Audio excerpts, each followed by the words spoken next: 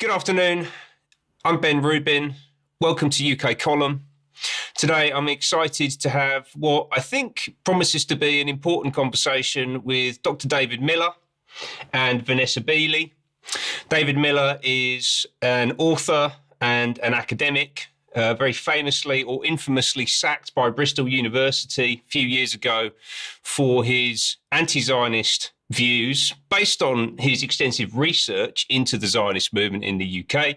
And Vanessa, as UK Column viewers will know, is a regular contributor to UK Column news and through her fantastic articles. Welcome, David and Vanessa. Thank you. Thanks. We've asked David and Vanessa to join us today to get into what I think is probably one of the most important issues of the current moment, here in the UK certainly, but also I think further afield.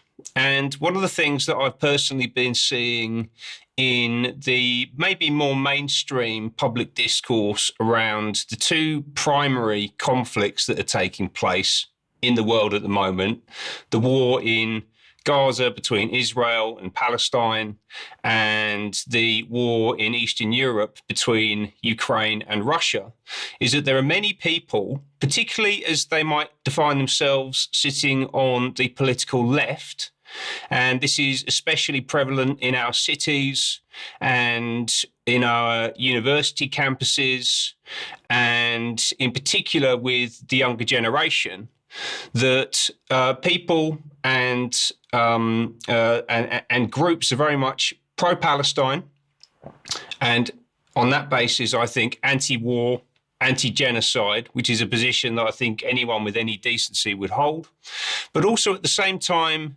pro-Ukraine and backing Zelensky and Ukraine and ultimately NATO in the war against Russia, what they call Putin's war of aggression against Ukraine.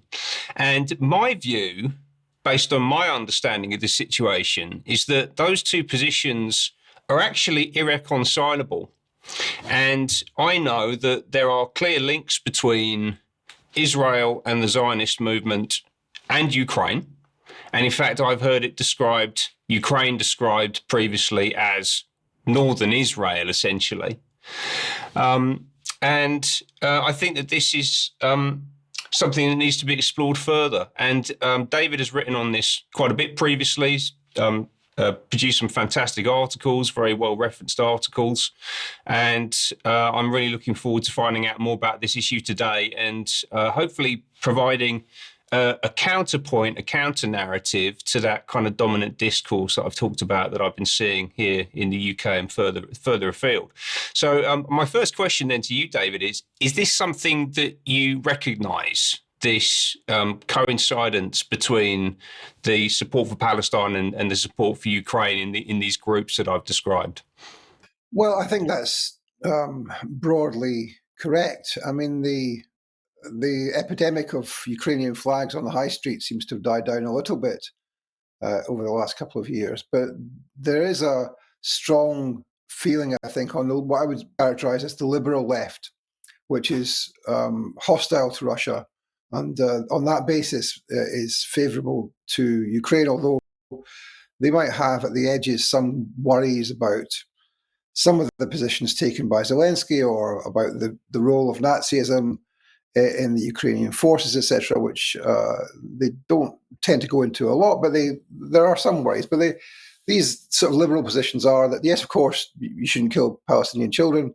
And yes, of course, they would say that they have the same position, which is that you shouldn't kill Ukrainian children, which, of course, is their attempt to draw a parallel between the special military operation in Ukraine and the genocide in Gaza, where, of course, there is no such parallel, as anyone who has examined the issue for a moment will conclude.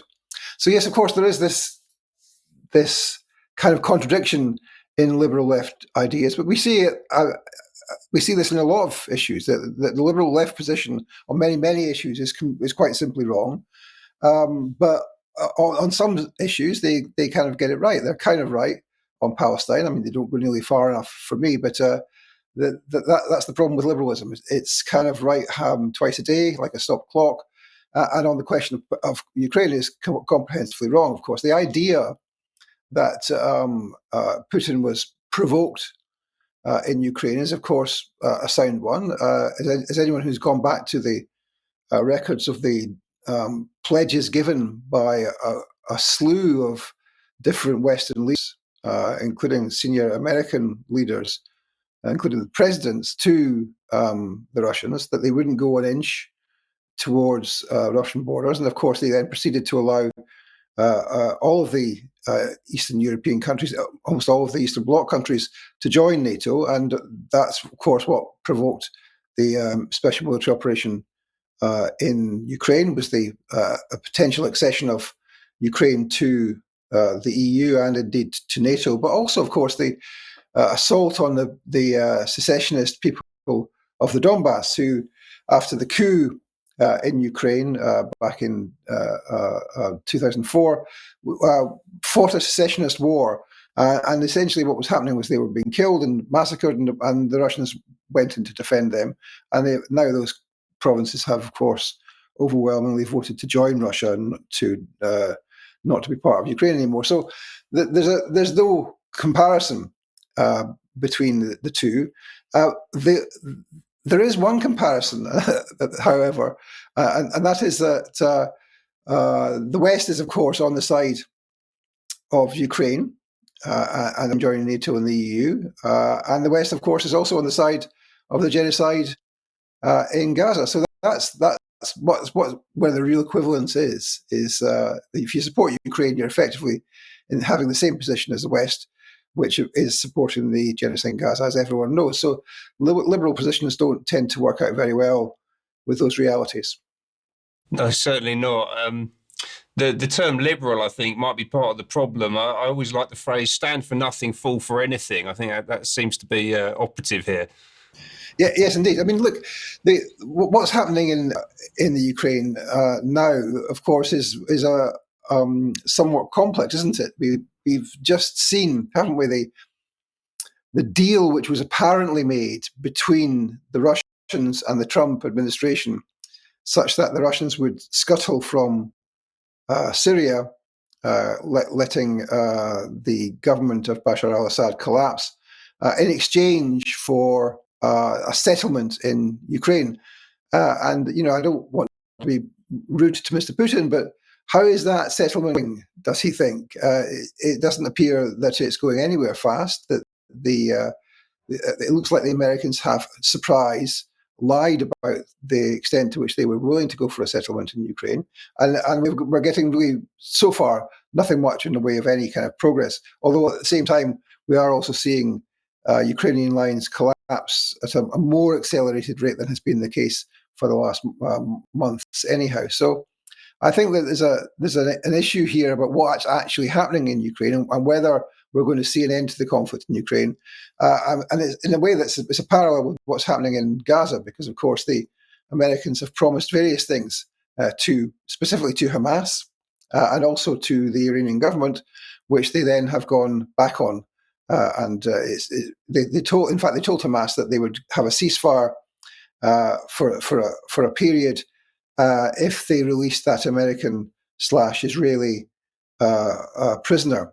And they did that. And of course, what then happened was that the Israelis escalated immediately thereafter. So what we're seeing, I think, in this period is an indication of the way in which the Trump administration operates. It says all sorts of nice things, and then it goes back on them. It lies. And this is not a surprise. This is what American governments always do. Indeed. Vanessa, did you want to chime in on that? Yeah, Arnie, I think David's absolutely right, particularly on the Trump administration. Psychologically, Trump is a businessman. He's also a borderline sociopath. And I think any negotiation with Trump should be viewed in the prism of it being a win-lose negotiation, a win for Trump and a lose for whoever he's negotiating with. This is well known. It's also well known that what the Americans do, whether it's Trump or another, we know that there's very little difference between the so-called duopoly in the US. the fact is that when entering negotiations, they enter dishonestly. So they present a negotiating paradigm, which then is completely changed. I mean, initially they were talking with Iran about enabling up to 3% enrichment of uranium. Now suddenly the red line is any enrichment of uranium, which of course is a red line for the Iranians. And so this is what the US regularly does. But I think also coming back to the point about the liberal view on Palestine and Ukraine, I think what liberals often do is to ignore the historical context, and we're obviously going to get more into that. But the connections historically between particularly Benjamin Netanyahu and the former founders of Zionism, or one particular form of Zionism, Zeev Jabotinsky, or Jabotinsky, however you want to say that, who not only founded what is now known as revisionist Zionism or expansionist Zionism. Netanyahu's father, Benzion Netanyahu, actually worked for him as a private secretary. He edited all of the publications of Jabotinsky's branch of Zionism, which was founded in Odessa, and Odessa was known fondly by the Zionists as the gates of Zion, because it was the hub or the center, the nerve center of the Zionist operations on the continent. And then later was the hub from which the majority of the settlers came from Europe, particularly Eastern Europe and particularly Ukraine, to settle and basically steal Palestinian land. And Jabotinsky was famous for his 1923 article, The Iron Wall, in which he said, there is no justice, no law, and no God in heaven, only a single law which decides and supersedes all, which is settlement. And so we'll get more into this, and I'm sure David can add to that. But I think this connection is something that, as you said, that the so-called left wing in Europe and the UK, even in the US, are woefully ignorant of, and potentially also willfully ignorant of. I think many of these kind of liberal anti-war pacifist organizations, one, deny the right of armed resistance, but two, divide their support along lines of ignorance. In other words, or lines where they deliberately ignore the historical context, which leads them to take a very mistaken position. We had that on Syria. We had many of the pro-Palestinian movements in the UK in particular taking an anti-Syria stand for the majority of the regime change war, because they've been duped by members of the pro-Palestine, let's say, lobby on the side of the Muslim Brotherhood that were instrumental in pushing the regime change narratives from 2011 onwards. So I think it's a very good lesson for people to take a deep breath before taking any kind of support position for anything that is being orchestrated effectively by the West in any way, shape, or form. And Ukraine, Russia's war was definitely orchestrated by the West. And take a deep breath and study the history of that conflict. Yeah, I completely agree with you. I think a lot of people essentially just take the easy route with this stuff, and also get very much caught up in the kind of 2-week news cycle, the latest thing, and however that's being presented to them. And they barely look at anything, 2 years, 20 years, certainly not 200 years back, right? So I think that's a big part of this. So look, we've just covered a whole slew of different issues, and we're certainly going to come back to US and Russia and Trump and Putin and Syria a bit later on in the discussion. But Vanessa, thank you for that. You've just introduced a little bit about the history of Zionism and its links into Ukraine. And I wonder, David, if you wanted to add on to that and give us some of the context, both politically, but I think also religiously and theologically as well, because the roots really do run deep here.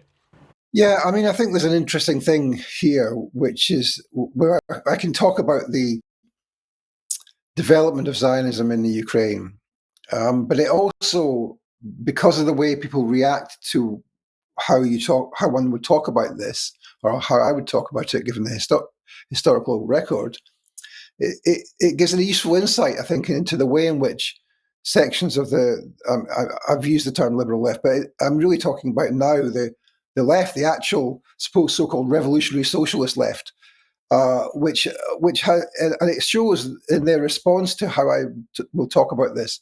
It shows the way in which I think effectively their ideas about the Jews and about Zionism have been effectively influenced and captured by Zionists themselves. And I'll try and explain that as well. So look, what the settlement in Odessa, I use the word settlement advisedly because Odessa was a town founded by Catherine the Great, the Empress of Russia. And it was founded by her after, I think in 1796, they had kicked the Muslims out. The Ottoman Empire had been in that area, and they were kicked out. And they founded a new settlement, a settler colony. And amongst those who went there were people of Russian origin, of German origin, and a number of others, but also Jews who were not allowed in the Pale settlement, and they went to Odessa to found Odessa. And so the Jews who were there, as the others who were there, were settler colonists. They had gone, and the natives had been removed by Russian armies, and they settled there in a settler colony. Now, when I mentioned this before, I think 2 years ago now, I was denounced, yes, of course, by the right, but also by the left, including leading members of the revolutionary left in this country, as being an anti-Semite. Because somehow, if I was saying that Jews were settler colonists in another place, that must mean that I think that Jews have this propensity because of their religion or something, or to settler colonialism. Now, and of course, this is simply ridiculous. Partly it was born out of ignorance. They had no idea that Odessa was a settler colony. They had no idea at all. And so there's a kind of sense in which a kind of Zionist-friendly view permeates the anti-war movement and the anti-racist movement in the UK, which has been the case for a long, long time. Let me take a second out to explain how that happened. So in the aftermath of the Second World War, many servicemen came back from the war to find a nascent fascist movement on the streets in the UK. And many of these, including many Jewish ex-servicemen and many members of the Communist Party, formed a group called the 43 Group, which was dedicated to fascism on the streets. And the BBC did a documentary about the 43 Group and the success of the city group some years ago. Now, this was an organization which was fighting fascism on the streets, but which also had a relationship to Zionism, such that by 1948, 30 or 40 of its members went to Palestine to take part in the Nakba. And indeed, the leadership of the organization signed up en bloc to affiliate to the Irgun, the revisionist Zionist terrorist organization coming out of the whole Jabotinsky experience. And since then, of course, there have been Zionist influences in the anti-racist movement all the way through. There have been two major influences. One is Zionist anti-racist groups, i.e. not anti-racist groups, such as the Community Security Trust or Tel Mama or Hope Not Hate, for example. But on the other hand, also largely Trotskyist, sometimes communist influenced anti-racist groups, which have been soft on Zionism. They've had a relationship with Zionism, which is that we have to have a common front with the Zionists. Thus, we don't focus on the main form of racism in the country, which in this period has been anti-Irish racism, anti-Black racism, and now Islamophobia. Instead, we focus on fascism and Nazism, which, of course, are the least threatening ideological currents for people of colour in this country. So that, I think, is part of the problem, is that there's been a compromise with Zionism in all of the far left and all of the anti-racist, almost all of the far left, all of the anti-racist movement, which has meant that it's very difficult for them to actually deal with some of the issues we now face in relation to the genocide. Now, back to the Ukraine. So yes, the Zionist movement was effectively created in Odessa, as Vanessa says, was referred to as the Gates of Zion by the Zionist movement themselves. And there was a guy called Stephen Pinsker who set up an organization called the Lovers of Zion, prior to the existence of the Zionist movement in the 80s. The Zionist movement, of course, was created in the 1890s. So there's a strong history of Zionism there. Of course, Jabotinsky was from there. And a significant number of very senior Israeli military and indeed prime ministers and presidents have come from Ukraine. So it's a kind of crucible for the creation of the settler colony in Palestine. And that relationship, of course, has never really fully dissipated. And maybe we'll go on to talk more about that. But that's the history of this, is that Zionism comes from Ukraine. So it's not surprising then that many of the Zionists who are in Ukraine have a sort of a strong view on Ukrainian nationalism. And the thing I would say about that, to explain that, is that from the very beginning of Ukrainian nationalism, there was a strong parallel between Ukrainian nationalism and Zionism, partly because, of course, they're very similar ideologies, but also practically they had a relationship. So famously, Jabotinsky made a deal with the Ukrainian proto-fascist leader Simon Petliura, who, of course, was assassinated on the streets of Paris by a Jewish Russian anarchist, if I'm not mistaken, because of his involvement in pogroms against the Jews. Jabotinsky at one point wrote in his diary that this would be his epitaph, that he was the Jew who had made a deal with effectively the fascist Petliura. There's a famous Soviet cartoon from that period, from the 1920s, with Petliura in his grave and Jabotinsky at the side of the grave, weeping tears over the murder of his compatriot. So there's historically been a strong relationship between Zionism and Ukrainian nationalism.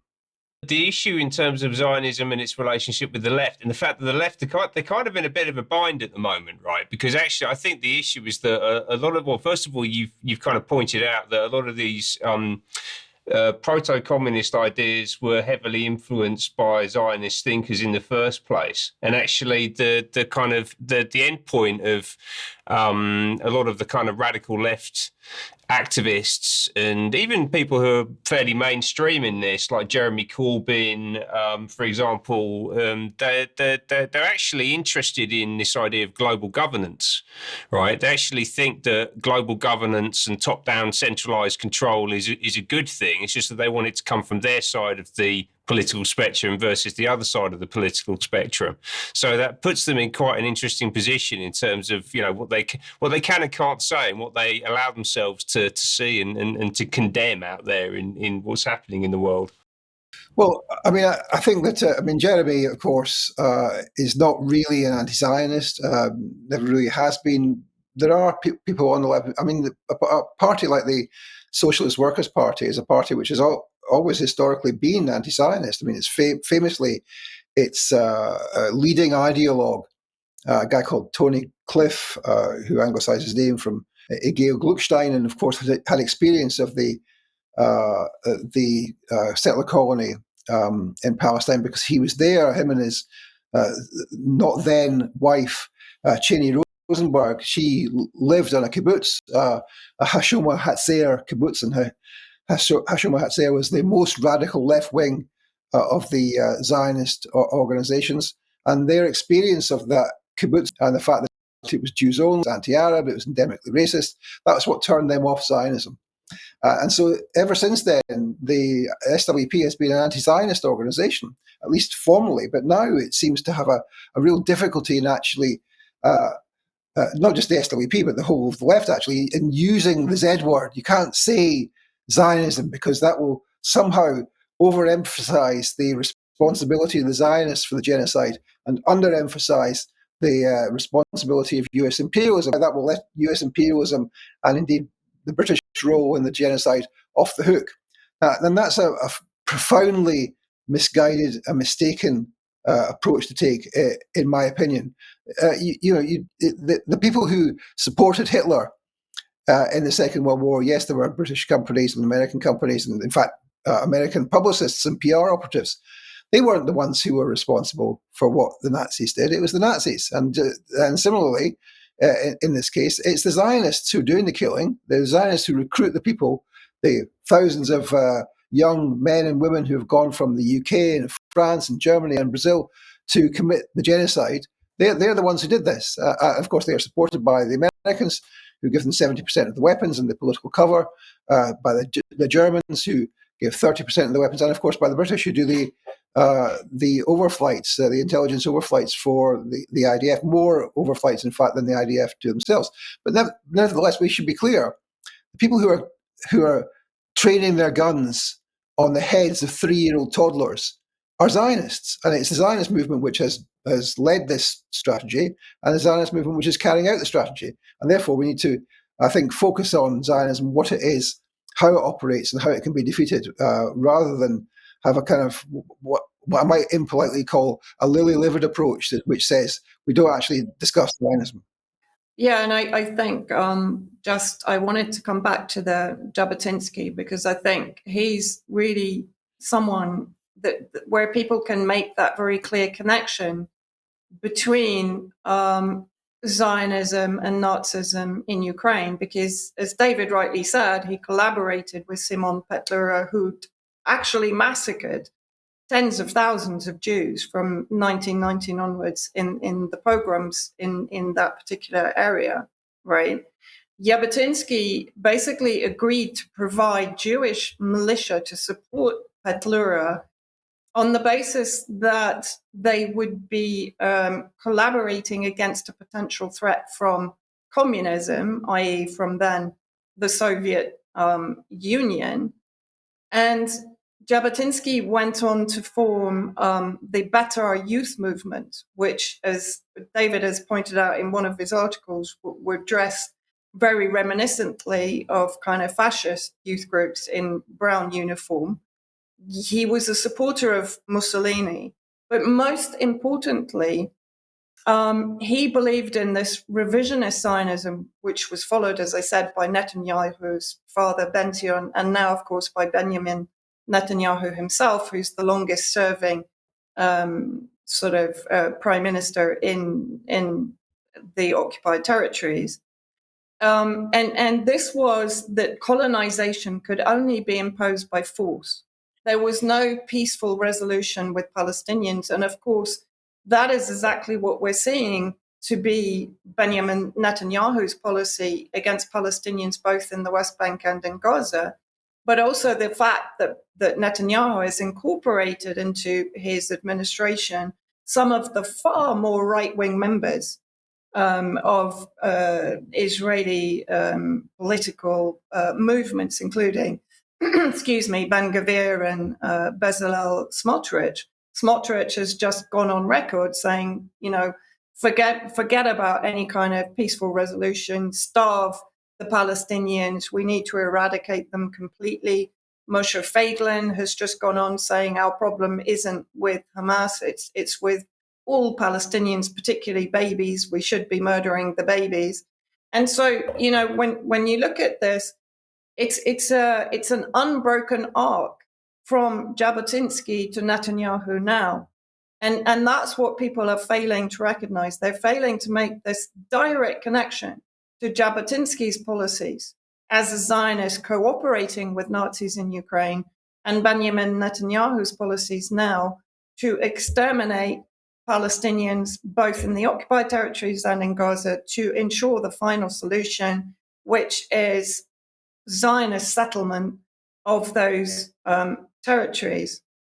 This is what I think people really struggle with, right? Because you've just talked about a Jewish militia collaborating with Nazis in Ukraine who had actually committed atrocities against Jews in order to achieve their own political agenda. I think a lot of people struggle with the level of cynicism and just the pure naked lust for power required to do these, to carry out these kinds of actions. I know that it is, as you describe. I mean, let's remember that the militias which Jabotinsky formed were intended to be militias to protect the Jewish people. They were Jewish nationalist militias. The agreement that Vanessa referred to was an agreement that the Ukrainian nationalists would govern their people, the Ukrainians, and that the Jewish nationalists would govern their people, the Jews, with their own militias. And the only time where they would have to have anything to do with each other and have to fight together was against the Russians. That was the deal. That is the kind of philosophy they have. Is a very, very similar philosophy. So yes, of course, they don't want to be themselves to be attacked, but they believed they had a deal with the proto-fascists of Petliura and the rest, and that they have of course had a very similar idea about what it was, what the state or the idea of the Jewish people was, and how similar that was to the Ukrainian nationalism. I mean, in a way, I think how they started to think about Jewish nationalism learned and took a lot from the Ukrainian nationalists. It's very, very similar when you look back at it. They have this very similar ideas about the Volk, about the people, about their sovereignty over other people, which is very similar to Zionism today. Now, Vanessa also referred to the uniforms. Now, the Beitar was, of course, the kind of youth wing of the revisionist movement, and if you do a Google image search for Beitar, and you look for the black and white photographs, you find all sorts of interesting looking uniforms on these young men, including there's a famous one from 1923 in Poland, I think, which has the young Menachem Begin in his military uniform. Now, if you look at Beitar's website today, they still exist today, and I'll talk about that. They have 7 principles. Have had this from the beginning. One of the principles is Magen, which means protection, and it requires individual members, all members of their organization, to engage in military and paramilitary training, and to be willing personally to fight come the appropriate moments. From the beginning, Beitar has been a militia, which is a military organization, and today it remains the same. They have, of course, been involved in the US recently in compiling lists of Jews to provide to the Zionists, who will thus afterwards be stopped from going to this entity and amenable to all sorts of other punishments that the Zionists might put together for them. And just the other day, they threatened to kill Francesca Albanese, the UN Special Rapporteur. This is a development within Zionism, which is about the resurgence of effectively Jewish militias outside of in the US, in the UK, and there are various iterations of these organizations. And what we're seeing is the return, effectively, of Jewish terrorists to the streets in the West, which hasn't been the case since around the 1940s, when, of course, the Irgun and the Lehi, the Stern Gang, were engaged in terrorist activities in the UK, up and down the UK, including, of course, the famous Irgun cell in Glasgow, which people are often not aware of. We talked a bit about the history, and the links between the Zionist movement in Ukraine, but through the 1920s, 30s, and 40s. But this obviously goes right up to the present day. I mean, to what extent is this embedded into organisations like the IDF, for example?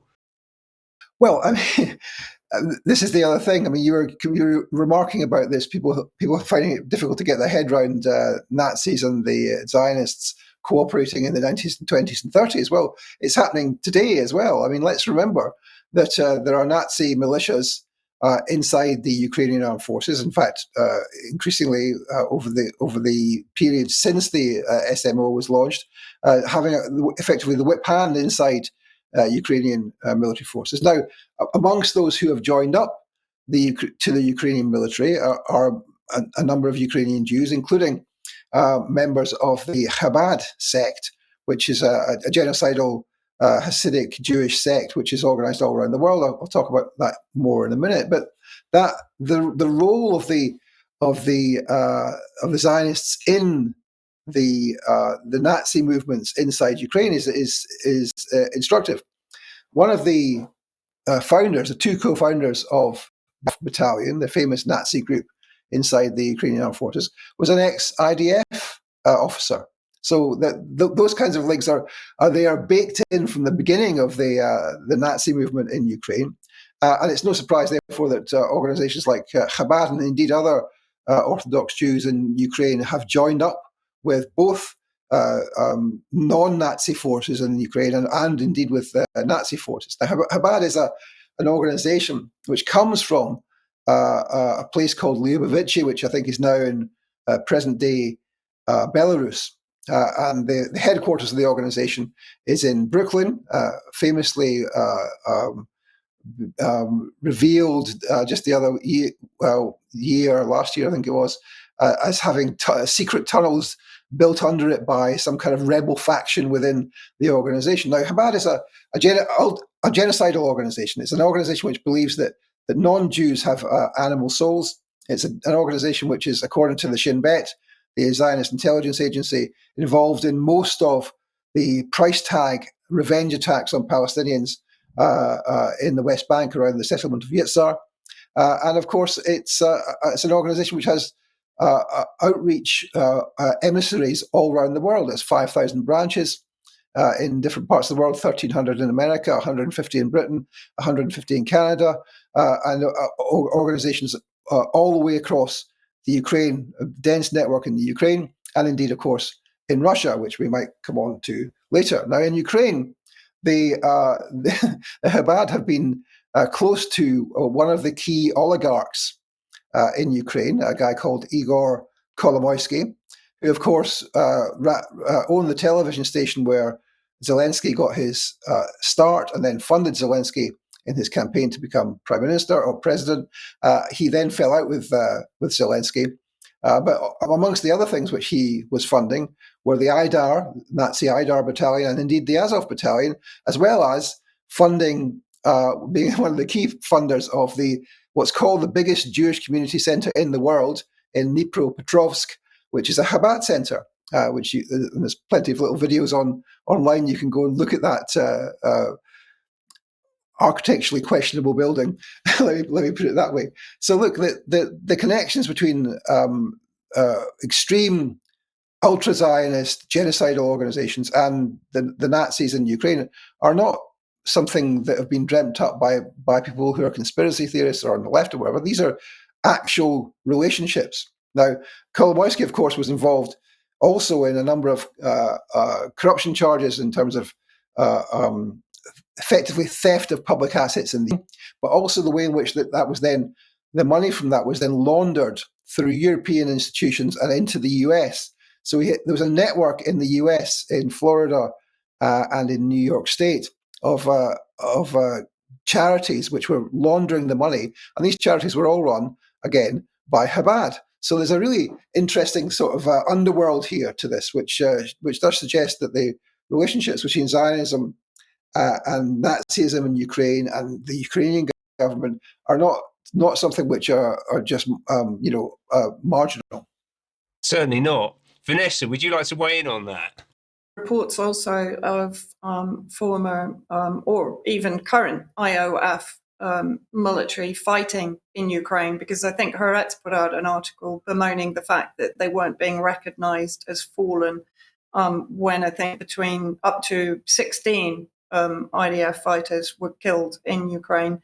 But even during the 2014 coup, organized, of course, by largely Victoria Nuland, with the US administration backing when she made the famous phone call during which she told the EU to bugger off. I'm saying it far more politely than she did.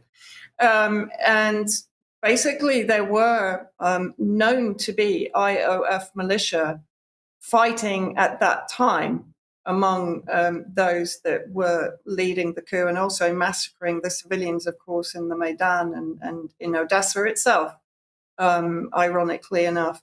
But not only that, Israel has been supplying weapons, including the Tavor rifles, to the Ukrainian militia and to the IDOR and Azov battalions. And of course, not forgetting Zelensky's rather bizarre comment that Ukraine will become big Israel, which I think was fairly early on in the conflict. And the fact that Olena Zelensky, I'm not sure actually whether Zelensky joined himself in the end, but Olena Zelensky visited Israel, as did, I think it's Ilya Smolyenko, who was a member of intelligence within the Azov battalion, and who visited after the what was the big factory in it's just Azov something. Anyway, he visited Israel, was a guest. Thank you. That's it. And he visited Israel and was sort of given red carpet treatment by Netanyahu and his administration. And so, as you said, the connections between Ukraine and Israel have continued pretty far into the present day. And I believe actually that one of Netanyahu's election promises was a victory for Ukraine, along with supporting freedom fighters in Iran, of course. So the Chabbad thing, I think, is absolutely crucial to understand as well, right? Because we've talked about the political background to this, but I think that the theological background is as, if not more important. You describe Chabbad as a genocidal organization. Some of their texts are absolutely astonishing. We'll provide some links so people can go and have a look at this stuff for themselves. And the Chabbad rabbi, I'm going to say this incorrectly, but it's Menachem Mendel Schneerson. Is the way I'm going to pronounce it. Please correct me if I'm not doing that right, doing that justice.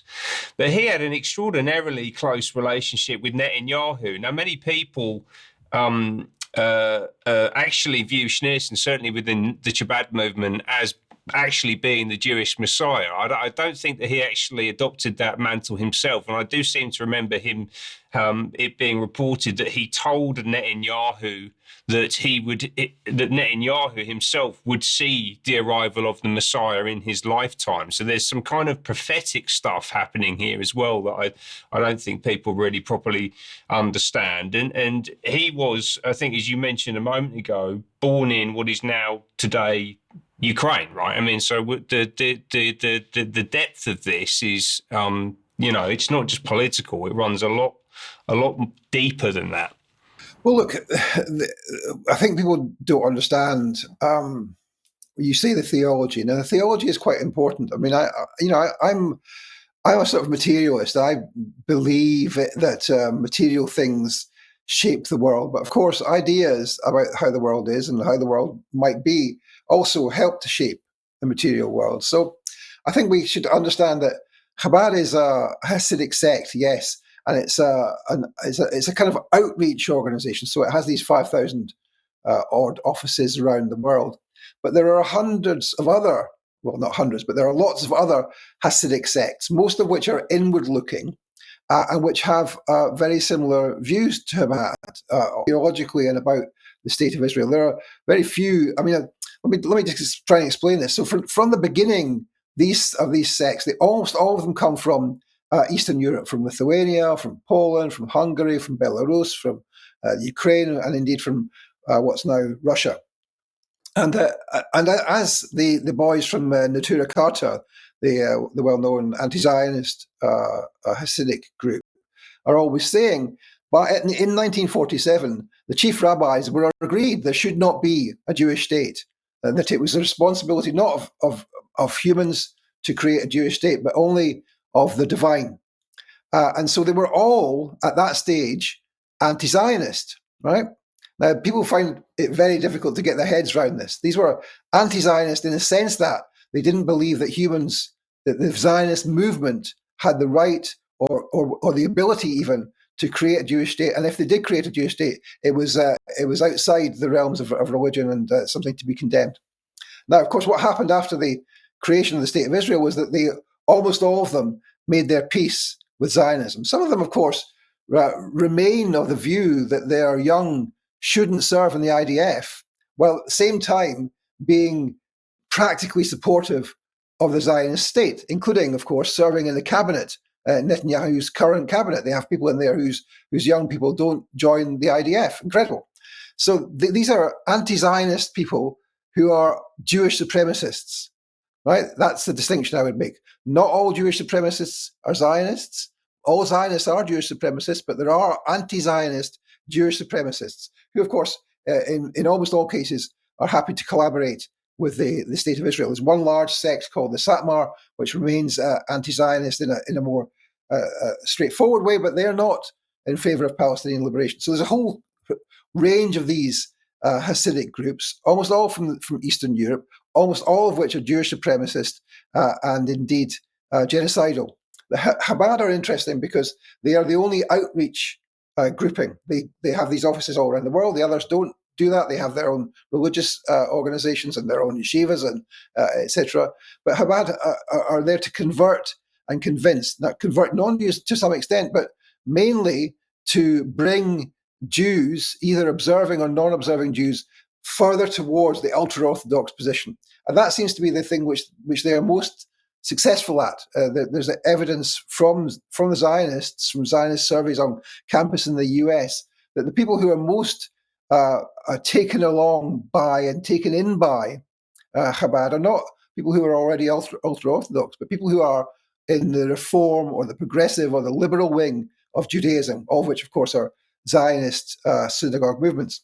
So that's their role. Their role is to radicalize and to bring people to the position of supporting the genocide in the way which Vanessa has been outlining, which the so-called extremists in Netanyahu's government are doing. Now, of course, the Schneerson, the Rebbe who died in 1994, no, I don't think he believed he was the Messiah. All of the Chabad doesn't believe that he's the Messiah. There's a faction who believe that he's the Messiah, and a faction who believe that he's not. But they believe in the building of the temple, the destruction of Al-Aqsa, in the same way as many of the other factions who are engaged in that kind of activity do as well. So they have a sort of role in, I suppose, radicalizing the more secularist Zionist movement. And you can see in the history that we've had over the last 90 or 100 years that there's been a trajectory from the dominance of a secular leftist Zionism towards a secular rightist Zionism, with the dominance of revisionist Zionism in Israeli politics since 1977, towards a more religious, a bigger role for religious Zionists and the ultra-Orthodox. And that's what we're seeing now, I think. I'd like to introduce you, and certainly our viewers, you're probably familiar with this, David and Vanessa, right? And people might have clocked I've got a Jewish surname and a Jewish first name as well, actually. I'm a quarter Jewish, and I was raised as an atheist, but I've never been in a synagogue. I don't speak Hebrew, and I'm just a bit of a random mixture, to be honest with you. But there is a phrase that I hear quite a bit when I get invited to Jewish events and I speak to Jewish people, as I do on a regular basis, that 2 Jews, 3 opinions. And that really seems to be coming through in what you've just described to us there, David, in terms of the situation that we have in front of us. The role of Chabbad, as you just described, to radicalise the other Jewish organisations in the reform, progressive, and the liberal areas of Judaism is very interesting, and also I think if we might just jump back to the US now, I'm particularly interested in the influence that they're exerting over the current sitting US president, because we talked about Chabbad's headquarters in New York, and Trump visited there. I can't actually off the top of my head remember if it was pre or post-election last year, but there was a number of videos circulating online of him visiting the headquarters or visiting and praying at the grave of Menachem Mendel Schneerson. And there are even suggestions, not least from people in Trump's inner circle, that he is in fact the first Jewish president of the United States. I mean, to what extent do you think that could be true? Look, the relationship between Chabad and the Trump camp is reasonably well known. I mean, Trump himself, through one of the nations, has directly funded Chabad. Of course, he's made a point of visiting them and going to Schneerson's grave and hanging out with them. He's had them in to visit him. But of course, let's remember that the key link between Trump and Chabbad is his son-in-law, Kushner. And he and Trump's daughter, to whom he's married, of course, they attend a Chabbad shul in DC when they're there. And Kushner has given huge sums of money to Chabbad in the US, I think perhaps elsewhere as well. So there's a connection there that it's not just that the Chabbad are trying to influence the president, but the president's son-in-law is actually funding Chabbad.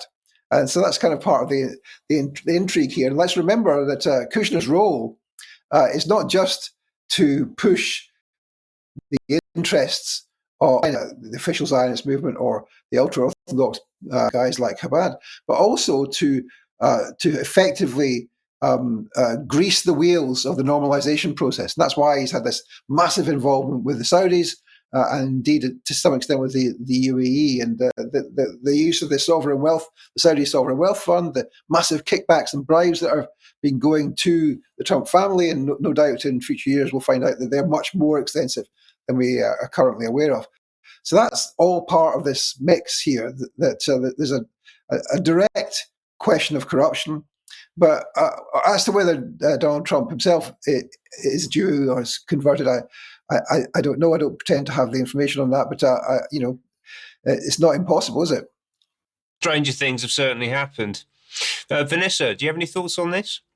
I think it's very important to understand the importance of the Zionist influence through Jared Kushner. I mean, David mentioned this normalization program, which began under the first Trump administration, termed the Abraham Accords. And of course, that basically brought in, I think it was Morocco, Sudan, and UAE as the initial adherents to that accord.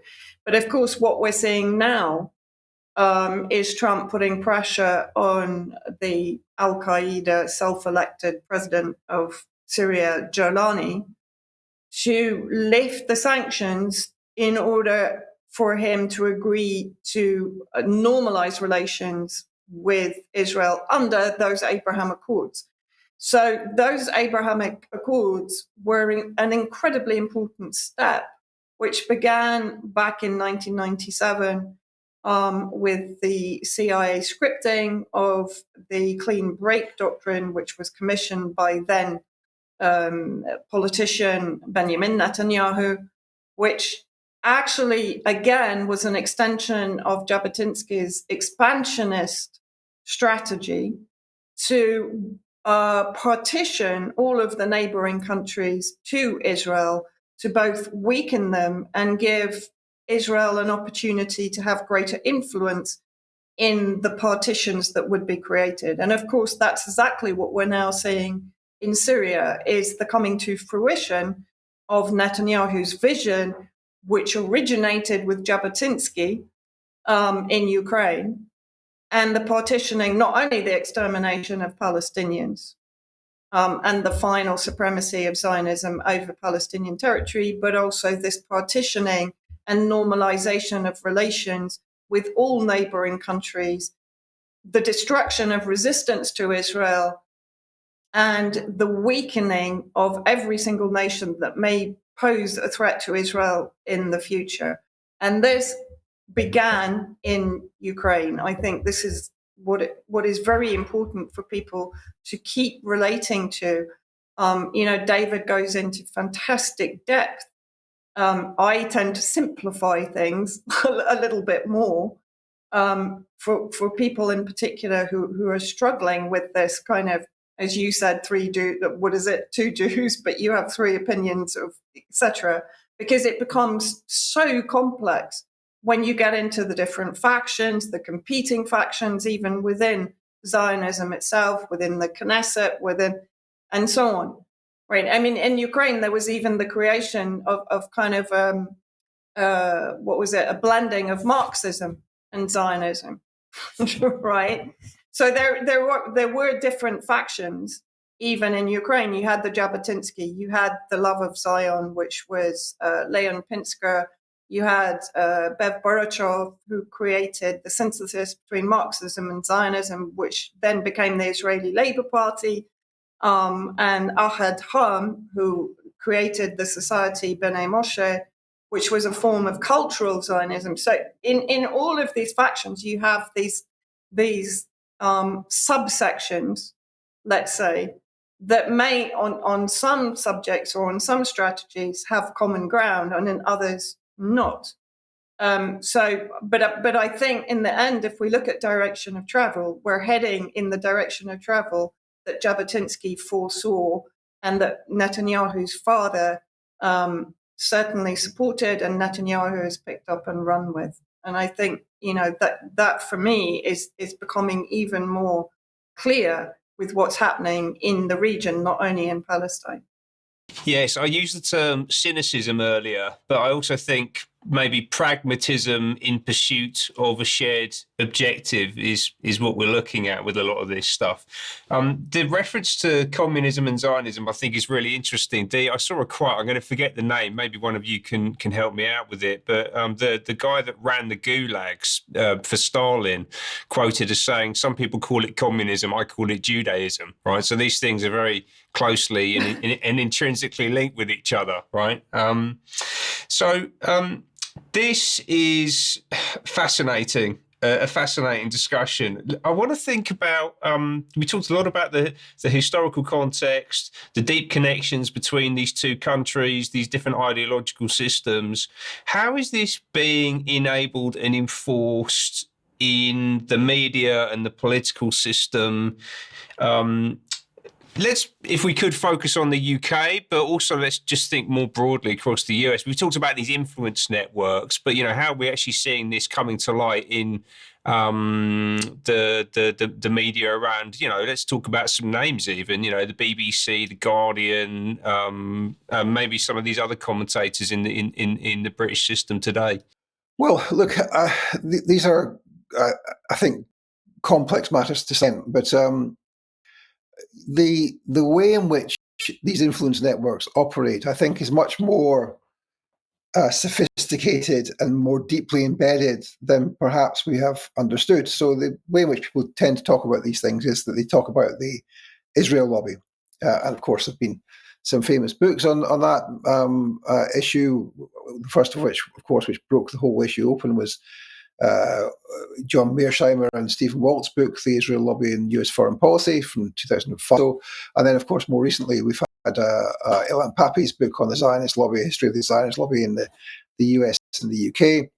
But look, the Israel lobby is only a small fraction of what the Zionist movement does. And I think the other elements of what it does, which I'll talk about in a minute, are the ones which are really important. So the Israel lobby, of course, is the organizations that we all know about, which is there to influence US, UK, and other European countries, and indeed other countries in general, to influence their foreign policy and indeed aspects of their domestic policy. So in the US, everybody knows that there's AIPAC, there's the Anti-Defamation League, there's the Foundation for Defense of Democracies, and a number of other think tanks, lobby groups, etc. And that's the Israel lobby.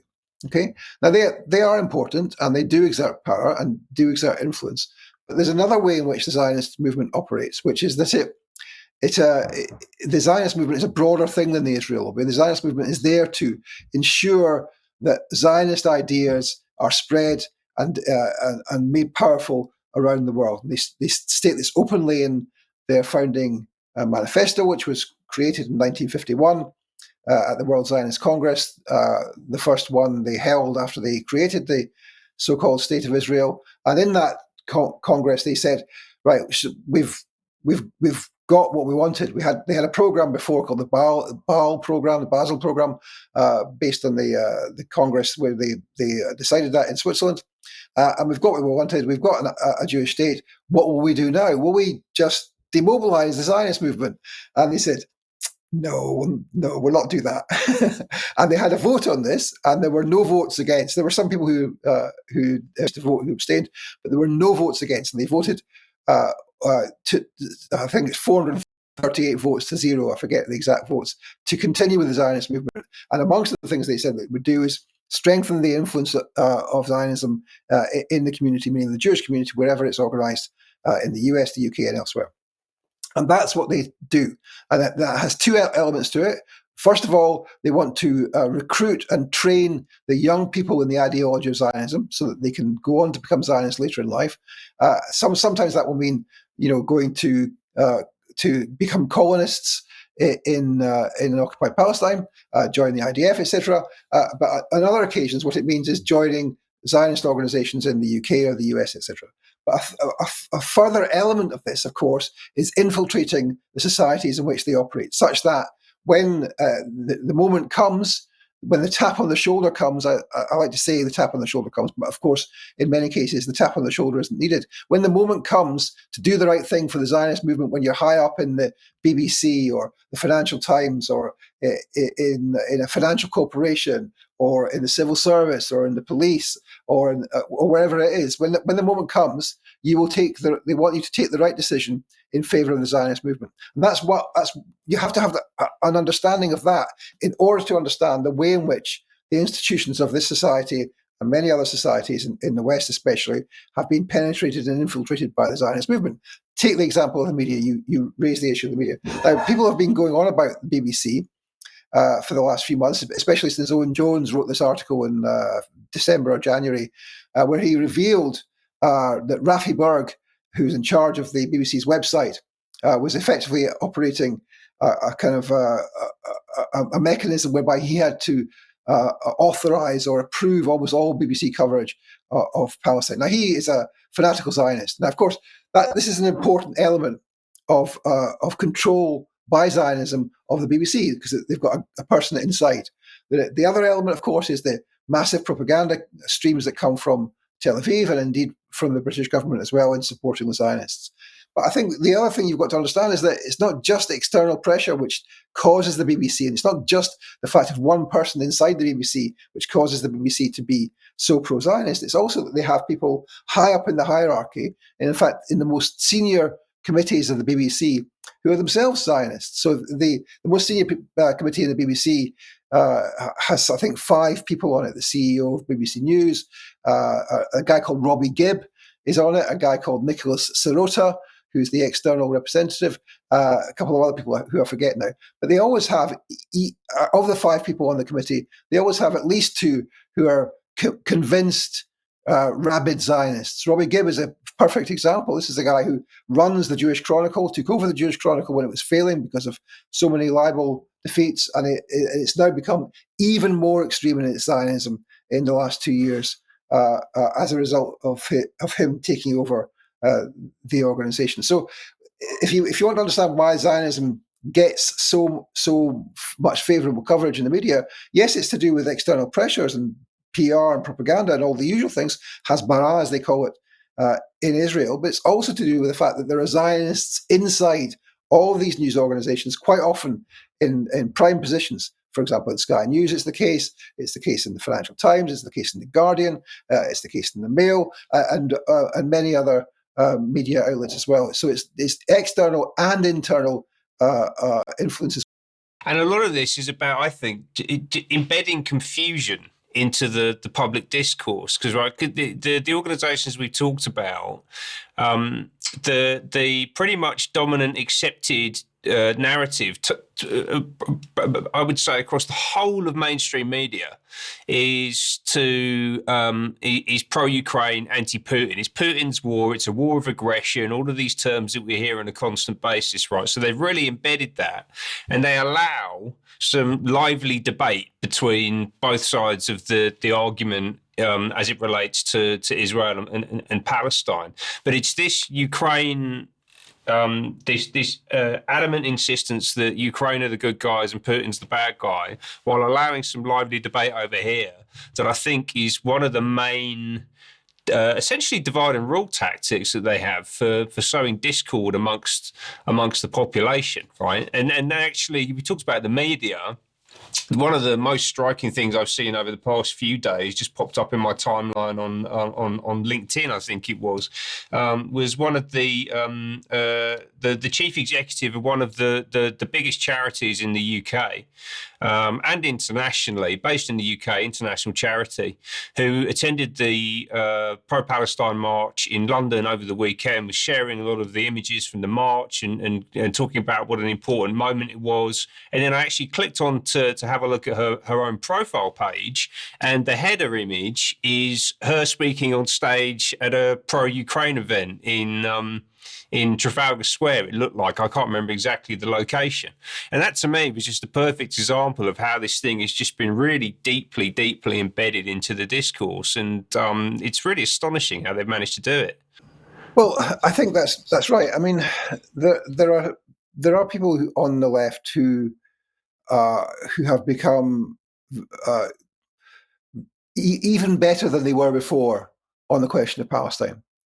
But still, some of those people have a blind spot about that they can't quite get to the idea that Russia might not be what's the idea of Russia, which is encouraged in all the kind of NATO propaganda fantasies. So that's a kind of interesting thing, is that people can't sort of divorce themselves from that element of the propaganda. They can perfectly well deconstruct Israeli and Zionist propaganda, the British government's ridiculous defences of Israel. They can deconstruct David Lamb, the intelligence flights over Gaza, but they can't quite bring themselves to deconstruct the views which were given about Russia, and that's kind of interesting in itself.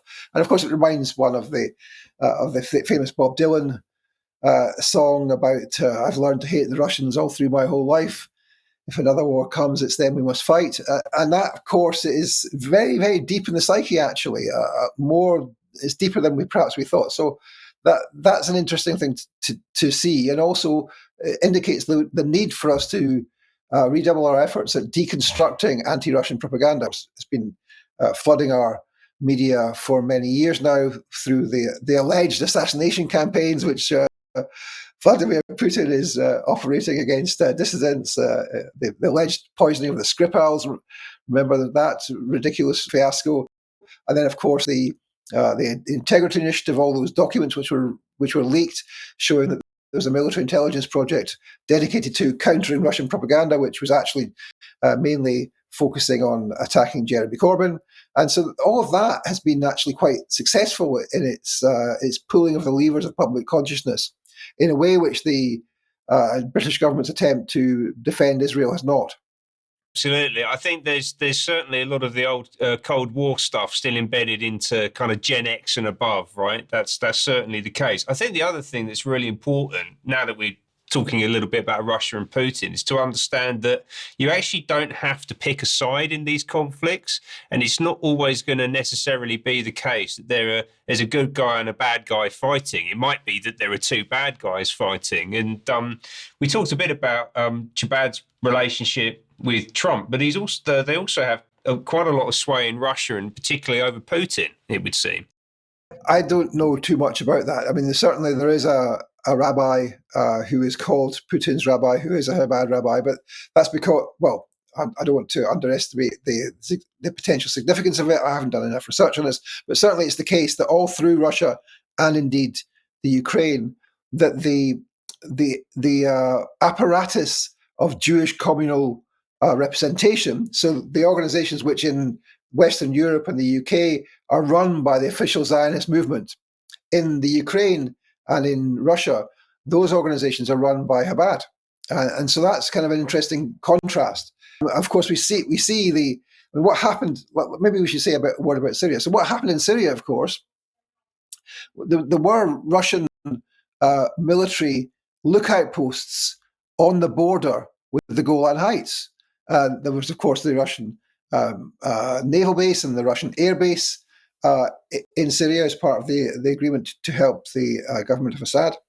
And that, of course, the Russians were, to some extent, trying to divert IDF bombers from bombing Syrian targets. But of course, we should also remember that the Russians deliberately and openly coordinated with the Israelis to allow them to bomb Damascus. Now, in retrospect, that's an indication of the weakness of the support of Russia for Syria, and it's an indication also, I think, of the way in which the kind of relationship that they have with Chabbad and with Israel is worth looking into. For example, there's an organization called the Jewish Agency, which is one of the four pillars of the Zionist movement. All four of these organizations are based in the same building in Jerusalem in King George Street, known as the National Institutions. And the Jewish Agency's function, one of the four pillars, as I say, is to arrange for people to become settler colonists in Palestine. The function of the other organizations is, of course, to provide to steal the land so that they can settle there, and thirdly, to raise the money to pay for all of this. Now, the Jewish Agency was about to be closed down by Putin, by Russia, I think in 2021. And there was a series of court cases which came up, and then they were delayed, and they were delayed, and they were delayed. And the Jewish Agency has not been shut down as an agent of a foreign state which is engaged in hostile activity, which it plainly is. So there's an indication, I think, in that relationship of the kind of questionable position of Russia in relation to the Zionist entity. And that, of course, is how you expect, or where you would expect, Chabad to have some kind of influence as well. Just layer upon layer of complexity here. Let's just finish up. Unfortunately, we've lost Vanessa, because I would have loved her to chime in on that on Syria, of course. I mean, it's certainly her area of expertise, but unfortunately, it looks like the connection's been lost. Just to finish up, though, you mentioned earlier on the reticence of some of the radical left to talk about Zionism because they believe that it lets the British and US empires off the hook for their role in the things that are happening in the world around us today. To what extent do you see the British and US empires and Zionism as being fundamentally intertwined with each other? I mean, is that not essentially just the same thing, just one thing, isn't it? So I come at this from having done lots and lots of research, and as I've done the research, some of the things that I've found start to make me question previously apparently established nostrums or theories. So I think that yes, of course, there is a very close relationship between the US, the UK, and Israel. The US is, of course, the primary sponsor of the genocide. It supplies the weapons and it provides political cover. And as I've said, the UK provides intelligence overflights. And of course, we have the Elbit arms firms in the UK, which Palestine Action are doing a tremendous job of smashing up over the last couple of years. But look, the other thing about Zionism is that it's inherently colonial, yes, inherently genocidal, yes, inherently racist, yes, but it's inherently expansionist and eliminationist. So it has to expand. It has to find more and more places for their people to settle. And that doesn't just mean the beachfront apartments in Gaza. It doesn't just mean the West Bank. It also means, of course, invading and expanding their territory into what they've always said from right back to Herzl is a greater Israel. Vanessa mentioned the Jabotinsky's thoughts on settlement, which of course are in the same vein. Now, of course, that's what they're trying to do here. They got pushed back out of most of Lebanon, but they still have extra bits of Lebanon they didn't have at the beginning of last year. They have a huge swathe of the south of Syria now. What they want to do is they want to push back into Egypt, take the whole of Jordan, take most of Iraq, take all of Lebanon, all of Syria, up to even including a little part of Turkey, the south of Turkey. That's what they plan to do. And that's called Greater Israel. Now, in addition to that, of course, what they want is, Vanessa was talking about normalization. They want to normalize relations with the whole of West Asia and North Africa, which means that they want to be able to operate these countries effectively as client states. Now that, as a plan, is an imperialist plan. It's not an imperialist plan which is the same as the interests of US imperialism. And this is where I think that, yes, of course, they're entwined, but there are overlapping ways in which they operate and where they have shared interests, and there are other ways where they have divergent interests. And that, I think, is becoming increasingly apparent, and it will become increasingly apparent as the US has to decide what to do about its relationship with Israel. I think they will have to decide whether they're going to cut Israel loose, and Israel will want at that stage, whether it collapses or not, to go on to create this Greater Israel project. I mean, it's an imperialist power in itself, and it's an emerging imperialist power. So I would say that, yes, of course, they're entwined, but all of their interests do not coincide. Another complex web, it would seem. Okay, look, that's been a fantastic and fascinating and enlightening conversation, David. Thank you so much for taking the time. Also to Vanessa, who unfortunately has dropped off the call. Thank you very much, David. It's a pleasure. Thank you very much. Good stuff. So I've been Ben Rubin. You've been watching UK Column. Thank you for watching.